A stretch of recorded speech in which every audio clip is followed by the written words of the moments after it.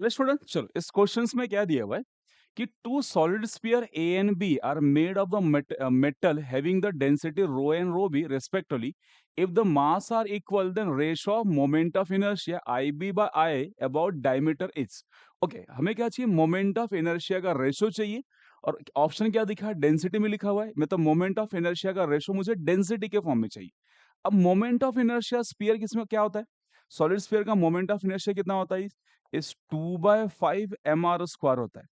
अब देखो यहाँ पे ये रेडियस होगा, मास तो सेम है, दोनों के लिए मास सेम है, बट रेडियस सेम है ऐसा नहीं बोला. क्या लिखा है यहाँ पे? मास आर इक्वल. तो आपको यहाँ रेडियस की जगह पे डेंसिटी लेके आना है. तो सबसे पहले क्या करते हैं हम लोग? रेडियस और डेंसिटी का रिलेशन निकालते हैं. कैसे निकालोगे रेडियस और डेंसिटी के रिलेशन? आपके पास क्या आएगा? दोनों का मास सेम दिया, mass A is equal to mass B देकर रखा है.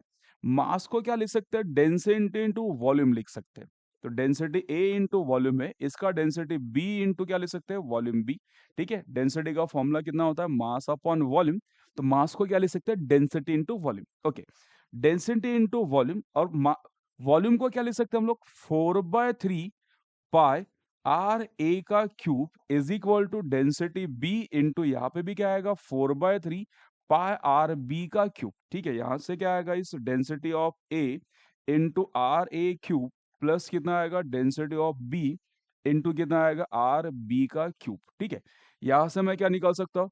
रो A divide by rho B is equal to कितना आएगा? इस R B divide by R A का स्क्वायर. चलो, क्यों फाइंड आउट किया? मोमेंट ऑफ इनर्शिया के फॉर्मूले में रेडियस होता है, बट रेडियस में नहीं चाहिए आंसर, किस में चाहिए? डेंसिटी में. तो सबसे पहले रेडियस और डेंसिटी का रिलेशन निकालते हैं. कैसे निकालोगे? मास सेम दिया है, तो मास को डेंसिटी इंटू वॉल्यूम लिखो. फिर वहां पे वॉल्यूम को 4/3 पाई आर क्यूब कर लो. फिर वहां से मेरे पास रिलेशन क्या आ गया? रेडियस और डेंसिटी का आ गया. अब क्या लिखते हैं? मास मोमेंट ऑफ इनर्शिया का रेशो. तो सच दैट मेरे पास क्या है यहाँ पे? मोमेंट ऑफ इनर्शिया कितना होगा? 2/5 mr² होता है. तो आप बोल सकते हैं moment of inertia is directly proportional to r². क्यों? बिकॉज मास सेम है, तो मास हटा देते हैं, मास कांस्टेंट हो जाएगा. तो I is directly proportional to radius का स्क्वायर. ठीक है, तो रेशियो कितना चाहिए आपको? आई बी चाहिए. तो I B divide by I of A is equal to कितना आएगा? इस R B divide by R of A. दी क्या आएगा आपके पास? Whole square. अब अपने पास क्या है? सॉरी, यहाँ पे क्यूब था, मैंने होल स्क्वायर लिखा, तो ये क्या होना चाहिए? क्यूब. एरो पॉइंट समय. तो अब यहां से क्या करते हैं? मुझे स्क्वायर चाहिए, तो स्क्वायर के लिए ये पहले क्यूब यहाँ शिफ्ट कर लो. कितना आएगा? रेस टू कितना आएगा? 1/3. तो यहाँ लिख सकता है इस rho A divide by rho B raise to 1/3, और ओवरऑल रेस टू ये स्क्वायर एज इट इज. मैं यहाँ पे मिस कर दिया लिखना, ये क्यूब है. तो यहाँ से R A by R B, ये क्यूब इधर आ गया, तो रेस टू 1/3 आ जाएगा. तो R B by R A का value rho A by rho B raise to 1/3.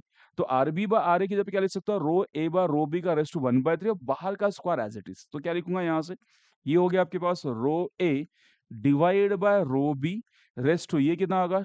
2/3. कितना आ गया आंसर? इस 2/3. Rho A by rho B divide by 2 raise to 2/3. ठीक है, तो क्वेश्चन में आपको चाहिए क्या था? मोमेंट ऑफ इनर्शिया आप किसमें है? रेडियस के फॉर्म में, बट आपको आंसर रेडियस में नहीं चाहिए, डेंसिटी में चाहिए. तो पहले मास इक्वल करके वहां से डेंसिटी और रेडियस का रिलेशन निकालो. मिल गया रिलेशन ये. फिर आप मोमेंट ऑफ इनर्शिया का रेशियो लिखो, उसमें पुट करो रेडियस की जगह पे.